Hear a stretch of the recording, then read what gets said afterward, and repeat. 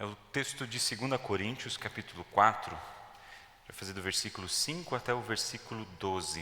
Então, se vocês têm a Bíblia aberta, se quiserem acompanhar, e até convido para vocês deixarem aberto o texto depois da leitura, que a gente sempre faz essa menção e faz um versículo aqui para fazer um destaque também. Versículo 5 do capítulo 4 de 2 Coríntios. Pois nós não anunciamos a nós mesmos, nós anunciamos Jesus Cristo como o Senhor e a nós como servos de vocês. Por causa de Jesus, o Deus que disse que da escuridão brilha a luz, é o mesmo que fez a luz brilhar no nosso coração. Isso para nos trazer a luz do conhecimento da glória de Deus, que brilha no rosto de Jesus Cristo. Porém nós que temos esse tesouro espiritual, somos como potes de barro para que fique claro que o poder supremo pertence a Deus e não a nós.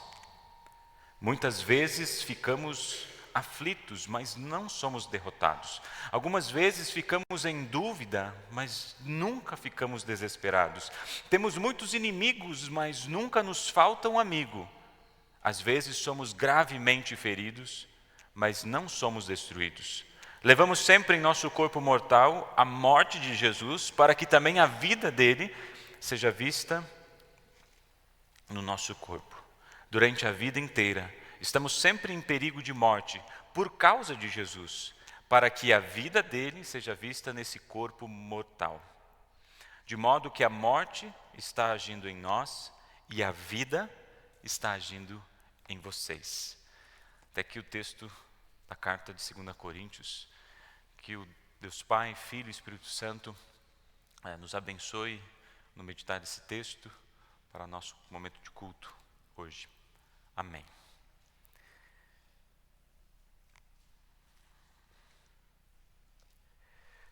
Tem uma revista teológica que eu acompanho já há algum tempo. Ela do seminário lá de St. Louis. E no ano de 2022, eles tiveram essa capa desse vaso, pote de barro. E me chamou a atenção, e quando eu estava lendo esse texto, me veio à mente essa imagem, e eu fui buscar.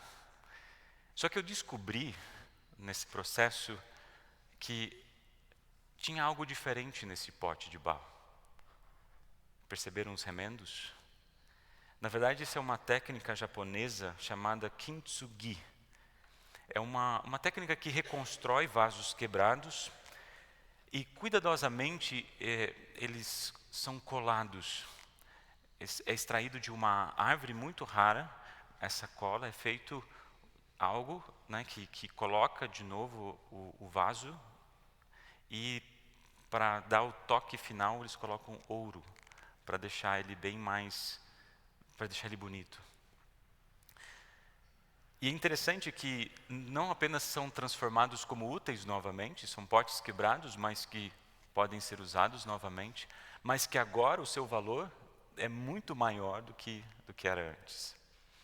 E claro que essa imagem me fez lembrar desse texto que estamos refletindo junto, e vai ser a base para a nossa reflexão, que o apóstolo Paulo diz: porém, nós que temos esse tesouro espiritual, somos como potes de barro, para que fique claro que o poder supremo pertence a Deus e não a nós. Aqui ele faz uma comparação muito interessante, né, que nós carregamos um tesouro muito grande, mas nós somos potes de barro. O que essa comparação quer nos ensinar? Talvez eu quero chamar a atenção para aquilo que o apóstolo Paulo não nos ensina com essa imagem. É muito comum, e era muito comum naquela época, se usar potes de barro. Era como se fosse hoje, muitos acabam até relacionando potes de barro como hoje nossos potes de sorvete, ou nossos copinhos plásticos que a gente tem, né? Eles são tão comuns como eram comuns naquela época. E de uma certa forma têm o mesmo propósito, a mesma função. Eles são úteis porque eles têm uma função.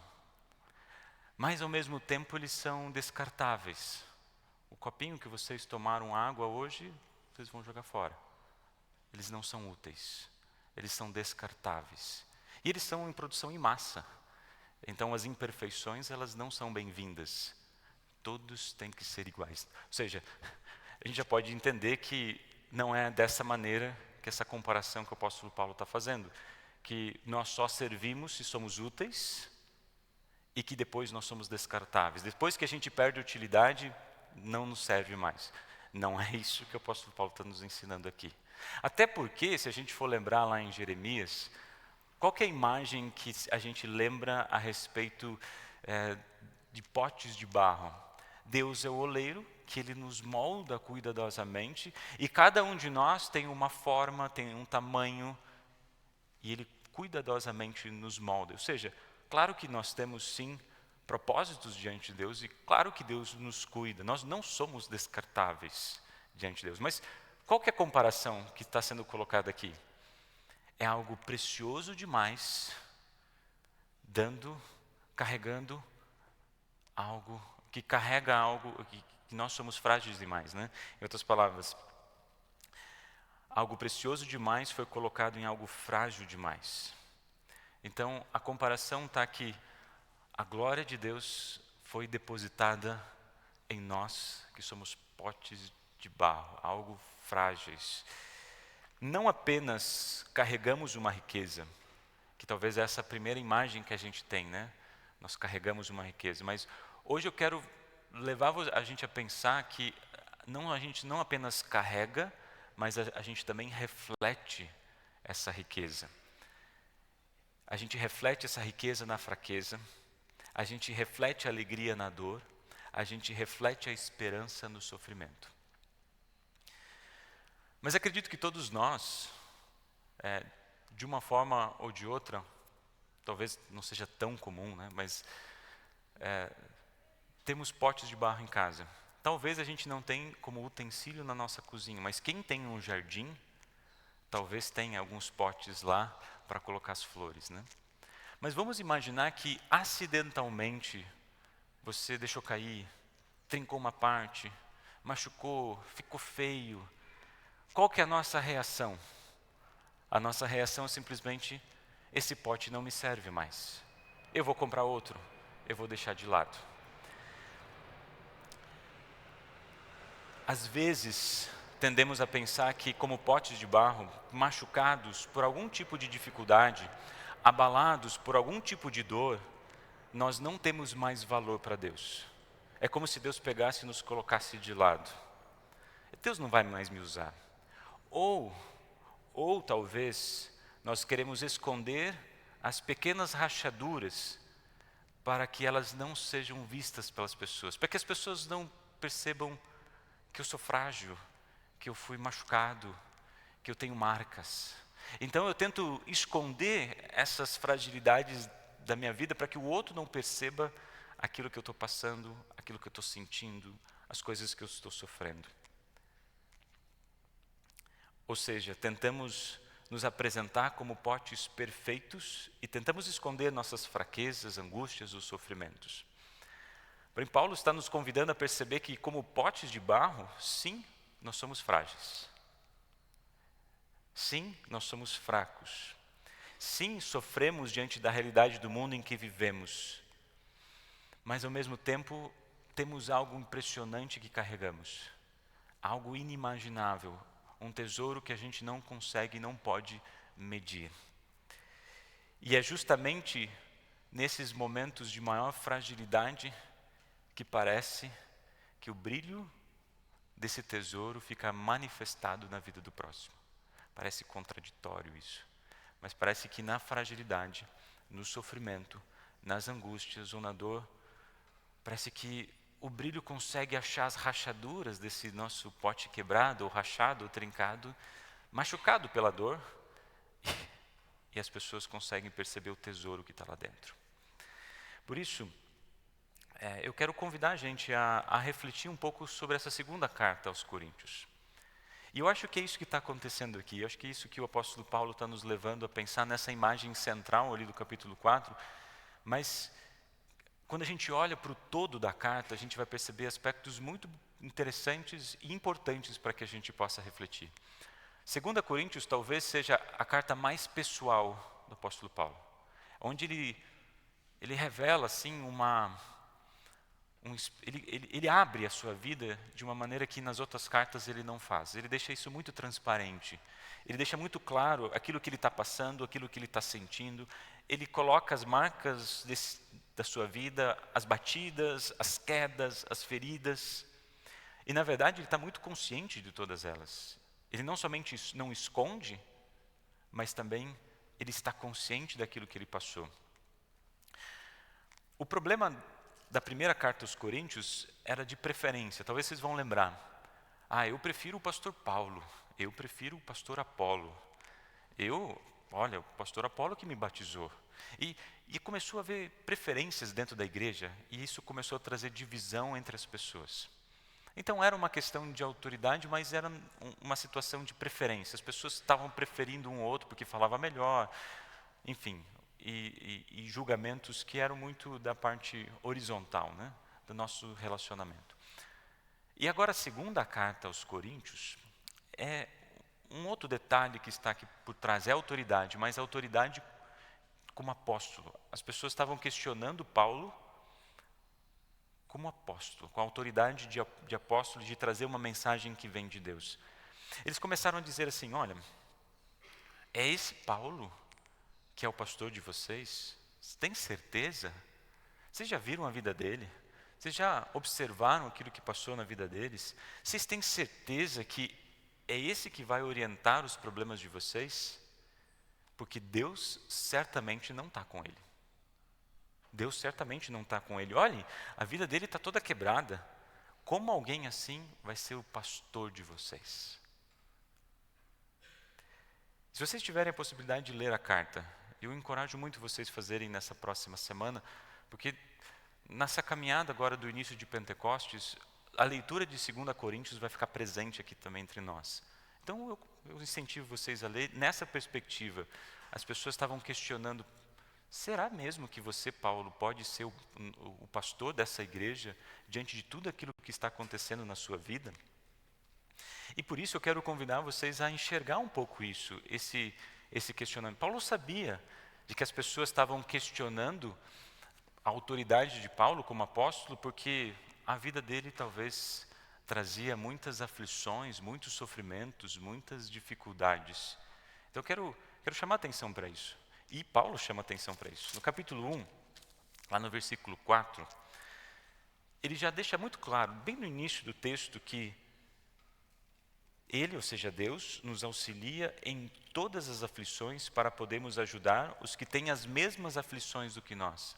Paulo deixa claro, eu passo por aflições, mas Deus, porque eu passo, porque eu compartilho os sofrimentos de Jesus, eu também compartilho a ajuda que Ele me dá. E uma das coisas que Ele diz, eu passo por aflições, mas essas aflições me dão a oportunidade de ajudar quem está passando pelas mesmas situações, ou situações parecidas. É nas aflições que a gente estende a mão para ajudar quem está sofrendo também. Então ele já deixa claro que ele passa por aflições. No versículo 8, irmãos, quero que saibam das aflições pelas quais passamos na província da Ásia. Os sofrimentos que suportamos foram tão grandes e tão duros que já não tínhamos mais esperança de escapar de lá com vida. Versículo 8, no capítulo 1.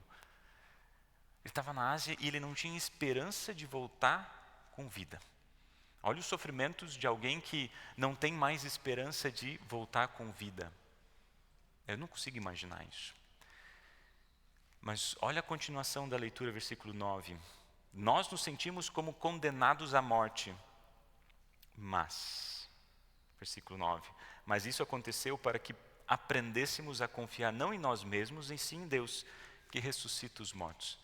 Sem Deus, aquele que me ajuda nas aflições, me faz ajudar o próximo na aflição. Eu estava estava condenado à morte, mas Deus me usou essa situação para que eu confiasse na ressurreição.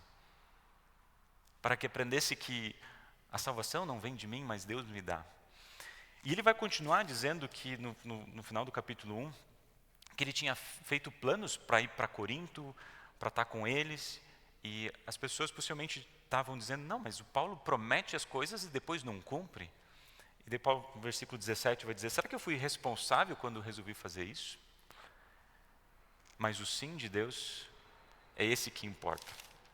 Capítulo 2, o apóstolo Paulo fala que quando ele escreveu essa carta, ele estava chorando, porque ele olhava as limitações da sua vida e realmente quando ele olhava para si, ele reconhecia que de fato ele não era o bom o suficiente. Mas o capítulo 3, versículo 5, em nós não há nada que nos permita afirmar que somos capazes de fazer esse trabalho, pois a nossa capacidade não vem de Deus.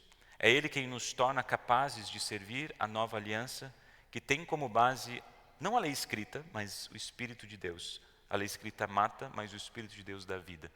Então Paulo vai construindo e vai dizendo, eu passo por aflições, mas essas aflições me ajudam a auxiliar aqueles que estão passando por necessidade.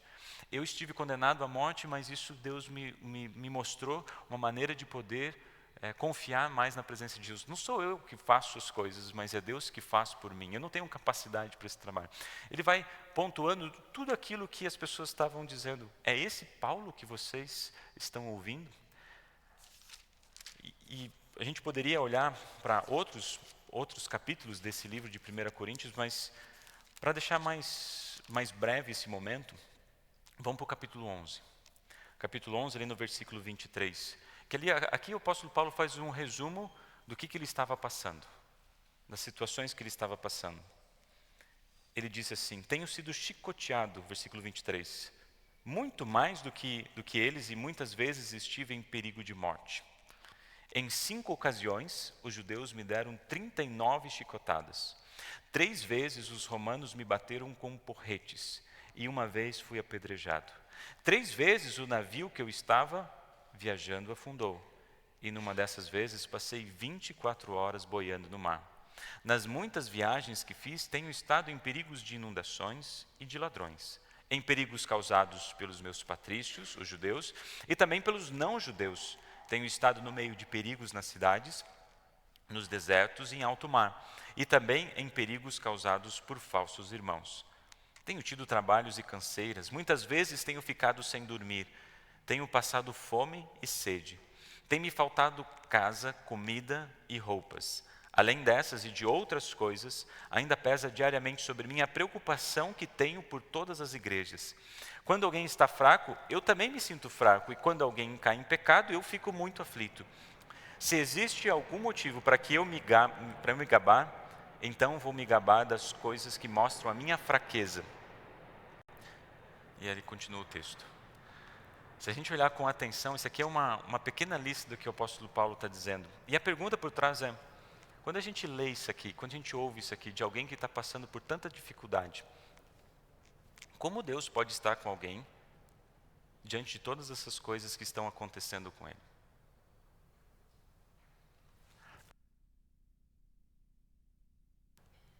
É claro que se Deus está contigo, Ele vai te proteger. É claro que se Deus está contigo, Ele vai te cuidar. É claro que se Deus está contigo, você é um abençoado. Talvez alguns, ouvindo isso, vendo o que estava acontecendo com o apóstolo Paulo, tenham dito, eu já viajei no Mediterrâneo por toda a minha vida e nunca meu barco afundou, e Paulo afundou 3 vezes. O que tem de errado com ele? Se Deus está com você, Paulo, ainda mais sendo um apóstolo, todas essas coisas ruins não deveriam estar acontecendo. No fim, eu acredito que isso é algo muito presente também em nossos dias, em nossos tempos. Às vezes estamos naquelas situações onde uma coisa ruim se empilha em outra coisa ruim, que se empilha em outra coisa ruim, e se empilha em outra coisa ruim. E quando parece que não tem como piorar, piora. E se a gente olhar para nós mesmos, talvez a gente vai se perguntar, mas, ué, o que está acontecendo? Se isso está acontecendo comigo, significa que Deus não está presente, que Deus não está me cuidando, que Deus não está me protegendo, que Deus não está me abençoando, que Deus está me punindo. E às vezes, a gente corre o risco até de dizer, não, Deus não pode existir, se Ele permitiu com que isso acontecesse na minha vida. É impossível Deus existir e permitir que uma maldade, uma catástrofe, uma tragédia venha e sobrevir na minha vida. Ele não pode estar. Mas como é que Paulo responde a isso? Essa pergunta séria e difícil. Como é que o apóstolo Paulo responde a essa premissa que se Deus está conosco, nenhum sofrimento deveria acontecer? E a maneira como o apóstolo Paulo vai responder é que os seus sofrimentos não é uma negação do evangelho, não é um castigo de Deus, não é um afastamento da sua presença, mas pelo contrário, os seus sofrimentos são, e as suas fraquezas, as suas fragilidades, ou poderíamos colocar nessa imagem as suas rachaduras, refletem e confirmam o evangelho em sua vida. E para isso, para que a gente possa perceber essa maneira, olha só como é que o apóstolo Paulo ele continua a partir do versículo 8. Muitas vezes ficamos aflitos, mas nunca derrotados. Algumas vezes ficamos em dúvida, mas nunca ficamos desesperados. Temos muitos inimigos, mas nunca nos falta um amigo. Às vezes somos gravemente feridos, mas não somos destruídos. Levamos sempre em nosso corpo mortal a morte de Jesus, para que também a vida dele seja vista no nosso corpo. Durante a vida inteira, estamos sempre em perigo de morte, por causa de Jesus, para que a vida dele seja vista no nosso corpo mortal. De modo que a morte está agindo em nós e a vida está agindo em vocês. O que está por trás aqui desses versículos? As pessoas estavam questionando a autoridade de Paulo. E Paulo diz, sim, se vocês olharem para mim, de fato vocês vão perceber muitas falhas, marcas de quedas, remendos, eu passo por aflições, eu planejo as coisas, elas não acontecem, eu fui espancado, eu fui apredejado, meu navio afundou, eu passei fome, e a lista é grande, a lista é grande. Se vocês olharem para mim, vocês vão perceber alguém que não tem condições, não está apto para essa missão que Deus tem colocado. Não, é impossível, mas o Jesus Cristo é o sim de Deus, porque Ele fez esse vaso frágil e fraco ser colocado algo precioso demais. Paulo está dizendo que sim, ficamos aflitos, que sim, temos dúvidas, que sim, temos inimigos, que sim, passamos pelas mais diversas aflições, que sim, que nosso corpo mortal reflete o sofrimento que está ao nosso redor. Mas nós não somos derrotados, nós não ficamos desesperados, não nos falta um amigo para que a vida de Jesus seja vista em nosso corpo, para que por meio da sua vida Jesus possa brilhar. E assim como às vezes aquele pote de barro que a gente tenta esconder a fragilidade dele, assim também a gente tenta esconder as nossas fragilidades. Às vezes tentamos esconder as feridas e as cicatrizes. Mas quando menos percebemos, a glória de Deus, o brilho de Jesus é manifestado justamente nesses momentos difíceis que a gente passa. Aqueles momentos de angústia e sofrimento podem e se tornam uma oportunidade única de a gente levar consolo, esperança e paz na vida daquele que está ao nosso redor. Nós somos potes de barro que carregam um grande tesouro, mas eu quero que a gente olhe mais do que apenas carregar. Nós somos potes de barro que não somente carregam, mas que no meio das nossas fragilidades refletem o grande amor de Deus por nós. Por isso eu quero finalizar com dois breves pensamentos e reflexões que esse texto nos traz. O primeiro é que precisamos levar a sério o sofrimento de alguém, do nosso próximo, e perceber que quando vem ou quando sobrevém um sofrimento, seja qualquer tipo, físico, mental, espiritual, nós como igreja, como cristãos, precisamos levar a sério. Nós não podemos minimizar o sofrimento do nosso próximo, precisamos levar a sério. Abrir espaço para que na angústia se tenha conforto, na dor, o cuidado, na preocupação, o acolhimento. E mesmo que o sofrimento de fato nos quebre de alguma forma, porque a gente sabe, né? Tem sofrimentos que parece que a gente está cacos quebrados e não tem como ser reconstruído de novo. Tem situações sim, mas eu quero que vocês saibam, se você está passando por isso, que sim, que você não fica quebrado. Porque Deus vem com seu perdão e nos reconstrói. Mesmo aqui de uma forma imperfeita, mesmo aqui diante desse mundo cheio de angústias, de sofrimentos e dores, Ele vem e nos reconstrói. Só que Ele nos reconstrói de uma forma que Ele não apaga as cicatrizes do nosso corpo. Ele nos reconstrói de uma maneira onde fica bem visível, justamente lá nos locais onde as marcas ficaram. É com a cola do perdão, é com a cura da mão do nosso bondoso Deus, que vem transformar a nossa vida, mesmo na angústia e no sofrimento. Porque para Cristo agora, com as marcas visíveis do nosso corpo, como diz o texto, né? Durante essa vida inteira estamos sempre em perigo de morte, para que por causa de Jesus Cristo, para que a vida dele seja vista em nosso corpo mortal. Quando o nosso vaso está um pouco quebrado, mas ele foi reconstituído por Jesus, pela cola do perdão, quando as pessoas olham para nós, elas enxergam o brilho de Jesus. E vocês refletem o brilho de Jesus naquilo que vocês passam. Então, o primeiro aspecto, eu queria que vocês pensassem, sim, a gente precisa abrir espaço para que as pessoas possam sofrer. Mas o segundo aspecto, perceber que mesmo no sofrimento Deus nos abençoa para que possamos refletir a vida de Jesus. Se por um lado precisamos criar espaço para que como igreja de cristãos a gente possa cuidar de quem sofre, por outro lado também precisamos ouvir e confiar que a todos nós foi confiado um tesouro. Independente do tamanho da tua dor, você tem um tesouro colocado no seu coração. Desde o momento que você foi trazido para a fé, Deus colocou no seu coração algo maravilhoso. E o apóstolo Paulo, ele traz aquele versículo dizendo que para que vocês saibam que o poder supremo vem de Deus e não de nós. Sim, é Deus que nos chama, é Deus que nos capacita, é Deus que nos conduz, é o Espírito Santo que nos leva a vivenciarmos e a refletirmos esse tesouro na vida do próximo.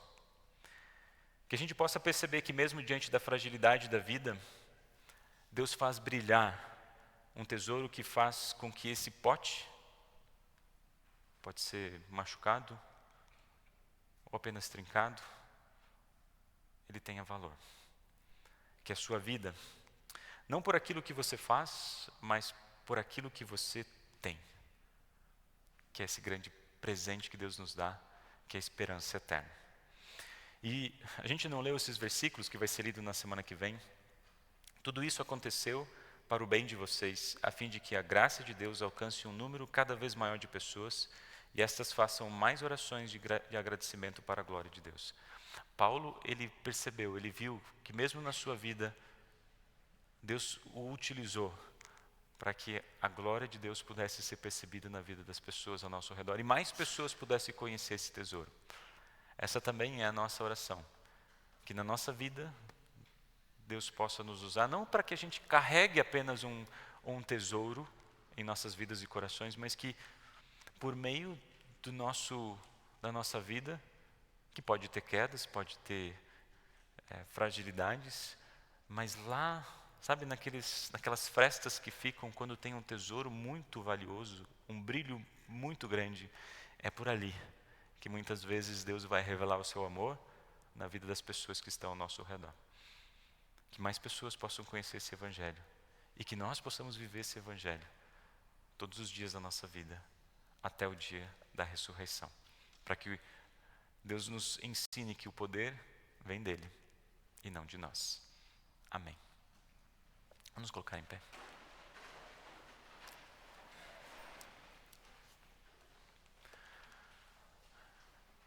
Que a graça de Deus em Cristo Jesus possa nos moldar, nos cuidar, nos abençoar, nos guiar.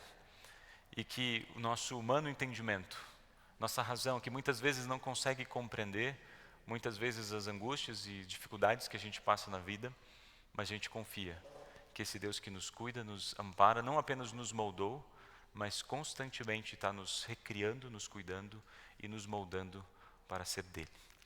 Amém.